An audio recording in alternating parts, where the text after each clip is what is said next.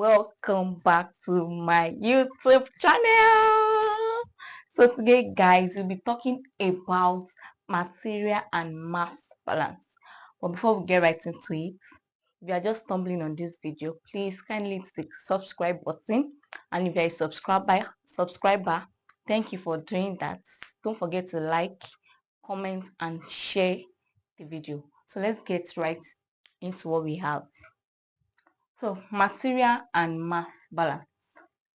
The principle of mass conservation states that mass cannot be created or destroyed in a system, just like our first law of thermodynamics that states that energy can neither be created nor destroyed, or can be changed from one form to another. So it's actually our first law of thermo that's more like breaking down, more like subtopic.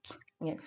So the material expression for this says the m of the system over dt equals to summation. This is summation of mass inlet, which is m in, minus summation of m outlet, that's m mass out, plus m generation minus m consumption. So this is the general formula for material and mass balance. But if it is in steady state, we only have our summation of mass inlets would be equals to summation of mass outlets. Please, this mass is not just mass, it is mass flow rate actually. So where our m in is the mass flow rate inlet, okay, inlet, and this one is our m out is the mass flow rate outlet, and the mass outlet could be products,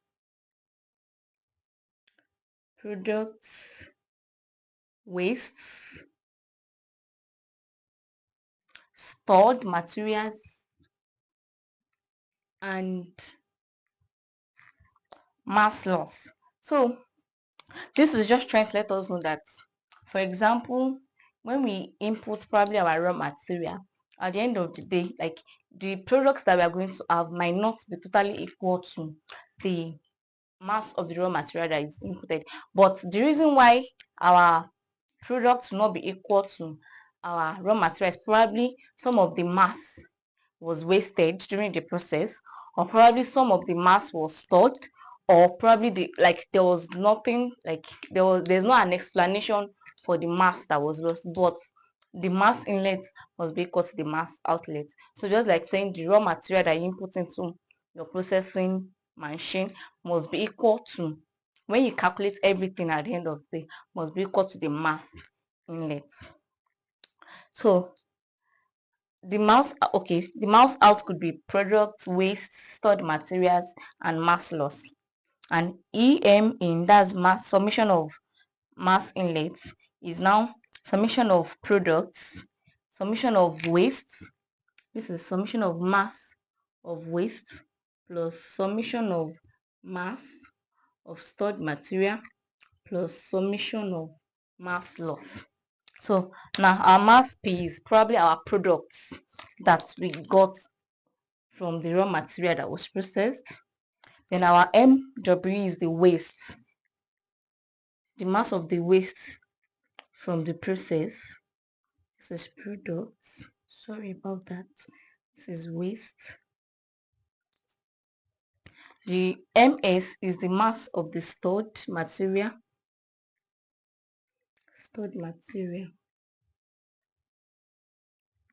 And our ML is the mass loss. Yes. Mass loss. So this is the formula for when the mass is in steady state. But when the mass is in batch process, that is no flow, our delta M system equals to M generation minus M consumed.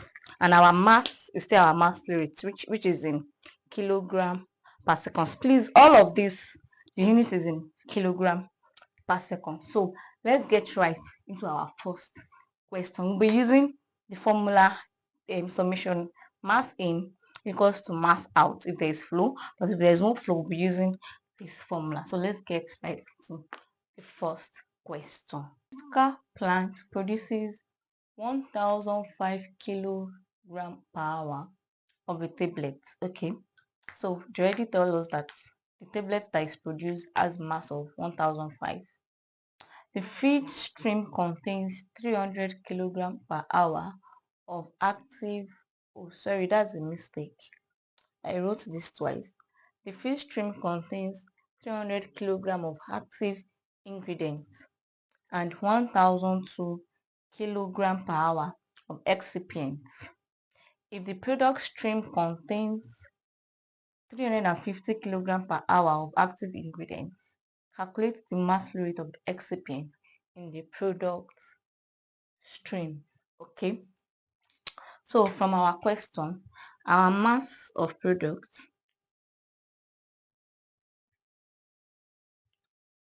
said is 1005 kilogram per hour. That's our mass of the tablet.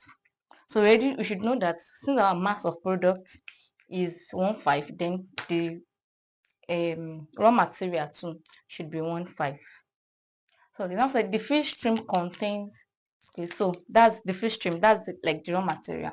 It contains 300 kilogram per hour of active ingredients and 1002 kilogram per hour of excipient. So that means our feed contains two things, like there are two feeds that are inputted into the processing. That's the active ingredients and the excipient. So let's say for the inlet now, the first one, M1 now, is 300 kilogram per hour. This is the active, or should we say MA as active. Then the ME for excipient said is 1002 kilogram per hour. So said if the product stream contains 350 kilogram per hour. Now for our outlet or the product, outlets or products, at the end of the day, since it is the active ingredient and the excipient that was mixed together to give us our tablet.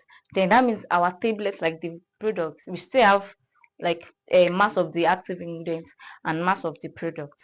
But it might not directly be the mass that was inputted into it. Probably when they were processing it, they mixed it together, and at the end of the day, one had higher mass than the other. But the most important thing is that the inlet must be equal to the outlet. Like when you add everything together, it should be equal. That's why it is called summation. Addition of all inlets and addition of all outlets should be equal. So, said if the product stream contains 350 kilojoule of active ingredient, so our MA in this case is 350 kilojoule per hour. Calculate the mass flow rate of excipients in the product. So we already know the mass rate of active ingredients for the feed, which is the raw material, and the excipient, and we know for mass the active material for the product. So now to get this, we need a summation of M in equals to summation of M out. So the ins that we have is our MA plus ME equals to the out that we are going to have to should be equals to MA plus ME. So this one will now be 300 plus 1002 equals 350 plus, this is now what we are looking for, which is now 1005. You see, that's our product, which is should be equal to the raw material, equals to 350 plus ME. So our ME now will be 1005 minus 350. So this should give us 051 1550 kilogram per, was it okay, so it's giving it per hour, so kilogram per hour, and that's our mass of excipients in the product. So let's move to the next question. Two, a food processing plant produces 2000 kilogram per hour of a snack food. Okay, so really, they're letting us know that the snack that was produced is of 2000 kilogram per hour, which is a mixture of flour, sugar, and salt. The feed stream contains 50% of corn flour, 30% of sugar, and 20% of salt by mass. Calculate the mass flow rate of the corn flour and sugar in the feed stream. So from the question, we know that our mass of product, which is our snack, is 2000 kilogram per hour. And from our formula, which is mass in must be equals to mass out, we can deduce from that our mass of feed or raw material is also 2000 kilogram per hour, because whatever goes in must come out. So now you now said the feed stream, that means what was poured into it, the raw material that was inside that we used to make our snack, contains corn flour, is a mixture of corn flour, sugar, and salt. So that means the thing that was processed together to give us our snack was our flour, the sugar, and the salt. Now they now said 50% of corn flour is what is in the feed, then 30% of sugar, and 20% of salt. And we have to look for mass feed of corn flour and mass feed of sugar. Now, since we already know that our total mass feed, the mass feed is the total mass feed of all the raw material that was poured into the processing machine. So since we already know that our flour is part of what was poured into it, our sugar is part of what was poured into it, and our salt is part of it. But the total of everything, and the salt and the sugar and the flour that was poured into it, is 2000 kilogram per hour. So to calculate for mass of corn flour, mass of corn flour now of corn flour would be 50% of mass feed, because they already told us that out of that, like, okay, this is 2000 mass of the feed, but out of this 2000, 50% of it goes to flour. So they are trying to tell us that from the mass, like the percentage of the feed of the flour that goes into the feed. So this will now give us 0.5 times 2000, which is 1000 kilogram per hour. So that means from 2000 feed that we have, it was 1000 of it that was corn flour rather. Now to calculate for sugar, mass of sugar would be 30% of the mass feed too, which is 0.3 times 2000, 600 kilogram. So that means out of the 2000, 1000 of it was corn flour, 600 of it is sugar. So that means the remaining of it would be salt. So if you want to calculate for remaining, we can even do like mass of, we can either just use our formula, our percentage to get it, or we do like mass inlet equals to products, which will be inlet corn flour, inlet sugar. Then let's say we don't know the mass for inlet salt, then we have inlet product, so we can calculate our inlet salt like that. So that's all about the question. Let's move to our next question. A feed stream of fruit salad 2,000 kilograms. Okay, so from our question, we know our mass of feed stream. That's the mass of the feed now. Is 2,000 kilogram per hour. Containing 30% of strawberry. So 30% of strawberry. That's the feed like that. Then 70% of grape. That means what was fed into the processor was 30% of strawberry and 70% of grape. But addition of everything in mass is this. So a juicer separates 80% of the grape into, so 80% of the grape into juice stream. So 80% of juice stream now. Juice stream of grape. While the rest exists in the pulp stream. Calculate the mass flow rate of the juice stream and the pulp stream of the grape. Okay, so now it's not even the strawberry and grape that we have to calculate. But to get the one for the grape, we have to know the mass. Since it's the mass that we asked to calculate, we have to know the mass that went into the grape first. Because we can now know which of the mass went into juice and which of the mass went into the pulp. Do you understand? So to calculate the mass of this, that would be 30%. That's 0.3, right? Times 2,000. That should be about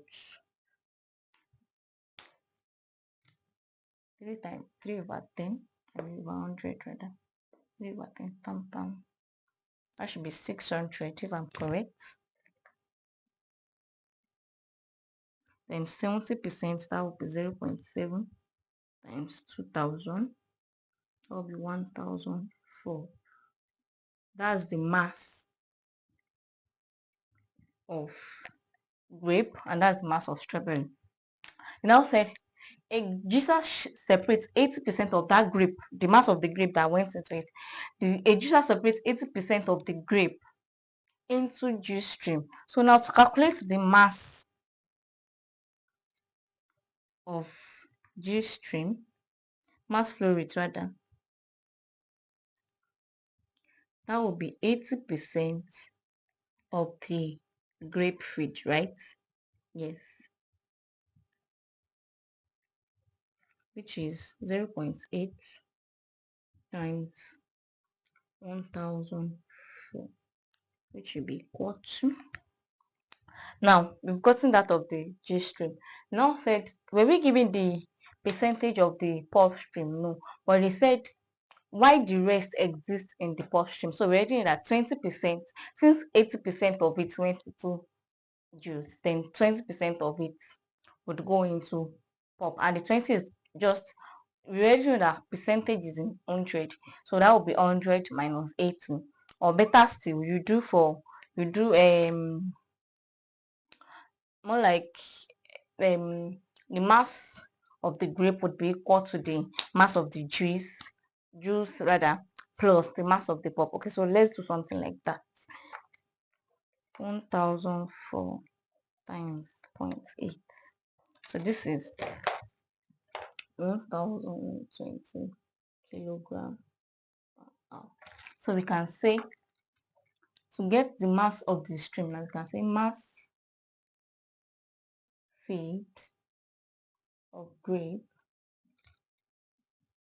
is the mass of juice plus mass of pulp. So we're doing that our mass of grape is what? 1,004. The one for juice is 1,120. So we are looking for mass of pulp, which now be MP, be 1,004 minus 1,120. 1,004.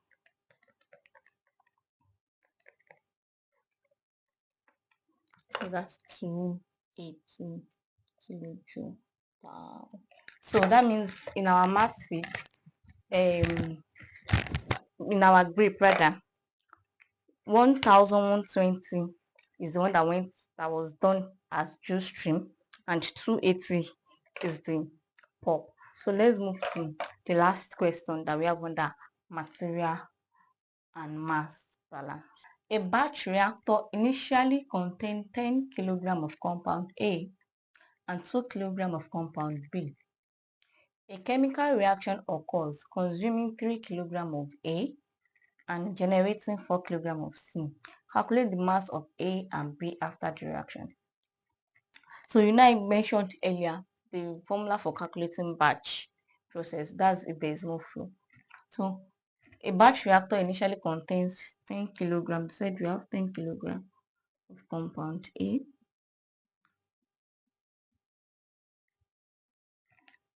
and 2 kilograms of compound B. A chemical reaction occurs consuming 3 kilograms of compound A was consumed. Of compound A consumed. Generating 4 kilograms of C. 4 kilograms of C consumed. So you generated.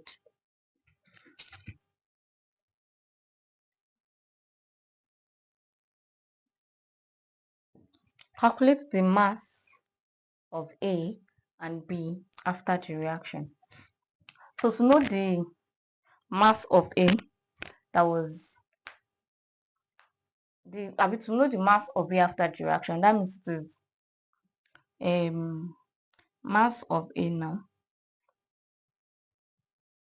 would be the mass that we're given, which will be 10 kilogram minus the mass consumed, which is 3 kilogram, so which is 7 kilogram. So 7 kilogram is our mass of A after the reaction, after it has been consumed. So mass of B,